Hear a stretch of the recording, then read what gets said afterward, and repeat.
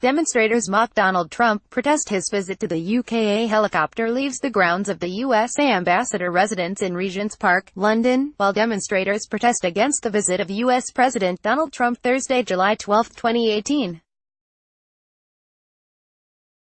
Gareth Fuller, PA via AP, London, AP. Thousands crammed the streets of central London on Friday to vent their anger over Donald Trump's first official visit to Britain, blowing horns, waving banners and hoisting a bright orange effigy of the U.S.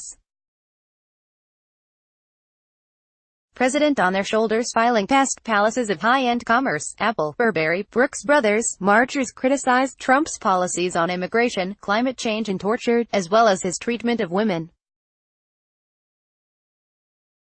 Some carried more than one sign, unable to choose which policy they hated the most. The Rev. Nigel Sinclair, a 53-year-old Church of England preacher, came in what he called his Sunday vicar's outfit, carrying a sign that showed how Trump's ideas differ from those of Jesus Christ. Susie Mazur, 29, from Salisbury in southwestern England, crocheted a Donald Trump pincushion and wore it on her head, winning praise from fellow protesters. People coming here nowadays feel very hopeless about what is happening. They don't like what is happening in the UK, in America, across the world. There are so many problems. Mazur said, everyone has the same goal. What they want is to stop hate, basically. As Trump met with Prime Minister Theresa May at her country retreat outside the city, the protesters gathered outside embassies, offices and homes carrying signs that read, "Human rights have no border," and "Mother Earth unites us," before marching past the shops of Regent Street on their way to Piccadilly Circus and finally Trafalgar Square, which the city calls a center of national democracy and protest. Not everyone was protesting against Trump, however. Augustine Chukwuma Obodo, who wore a "Make America Great Again" hat and "Trump for President in 2020" shirt, said he wanted to make clear that not everyone found the protests amusing. Obodo, a Nigerian living in London, said he wanted to add his voice to those who are quieter, but believe Trump is doing a good job on issues such as pushing NATO members to increase their defense spending. America is not a cash point, he said. The day began with a giant balloon that caricatured Trump as a screaming orange baby flying outside the Houses of Parliament. The diaper-clad infant, with a quiff of hair and a mobile phone for tweeting, was the centerpiece of demonstrations. Depicting Trump as a baby is a great way of targeting his fragile ego, and mocking him is our main motivation, said Matthew Bonner, one of the organizers of the balloon flight. He doesn't seem to be affected by the moral outrage that comes from his behavior and his policies. You can't reason with him, but you can ridicule him. Hundreds crammed Parliament Square to take in the spectacle. Deborah Burns, 43, of Newcastle in northern England, brought along her 10-year-old daughter, Monica Sadiq. I think it's a good way to stop Trump from being mean to the rest of the world, Monica said of the balloon.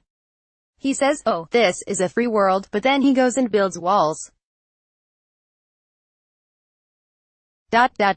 He acts like a baby.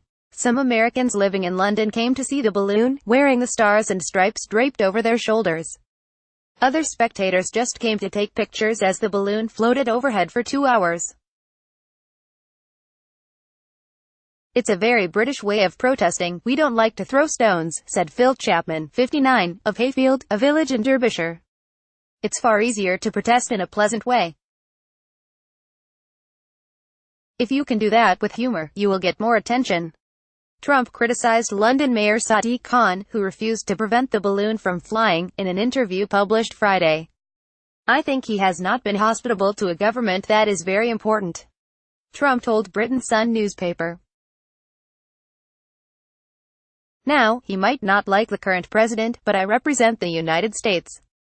I also represent a lot of people in Europe, because a lot of people from Europe are in the United States. Khan, who has been a target of Trump's ire before, said his job was to make sure the protests were peaceful, not to be a censor or the arbiter of good taste. The idea that I would stop a blimp or a balloon flying over London because it may cause offense, and thereby curtail the rights people have to protest when it's not unsafe, it's not unpeaceful, I think people would find a bit astonishing, Khan told the BBC. Anger over Trump's visit has been simmering ever since May invited the president for a state visit just a week after his inauguration last year. The event, which would normally include glittering horse-drawn carriages and a state dinner hosted by the monarch, morphed into a two-day, working visit with much less pomp and circumstance amid concern about security and crowds in central London. Trump avoided the protests by largely staying away from the capital. After a black-tie dinner 60 miles (100 kilometers) outside London, he spent Thursday night at the U.S. Ambassador's residence in Regent's Park, then flew by helicopter to May's country retreat, Chequers, for his meeting with the Prime Minister, followed by another flight to Windsor Palace for tea with Queen Elizabeth II. He then headed for Scotland, where he was to spend the weekend at one of his private golf clubs.